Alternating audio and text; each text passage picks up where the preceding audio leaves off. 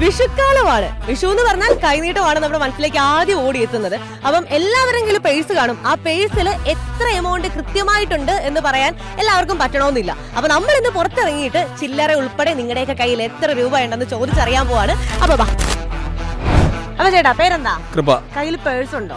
ഉണ്ടല്ലോ. ഉണ്ട്. അപ്പൊ ഇപ്പോൾ കറക്റ്റ് പേഴ്സിൽ എത്ര രൂപയുണ്ട്? 650 രൂപ. ചില്ലറയൊക്കെ കൂട്ടിട്ടാണോ? ഉറപ്പാണ്? 650. അതൊന്നും എടുത്താ ഞങ്ങൾ നോക്കട്ടെ. 2, 4, 650. ചില്ലറ വല്ലതും ഉണ്ടോ? അമ്മച്ചി ഫുൾ പവർ ആയിട്ട് നിൽക്കുവല്ലേ, പറയത്തില്ലേ?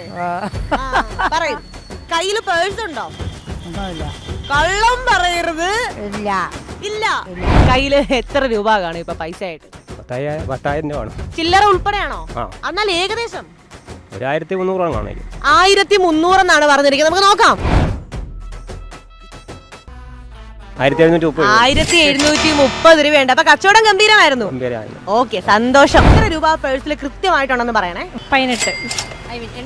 ആ 50 പൈസ കൂടി.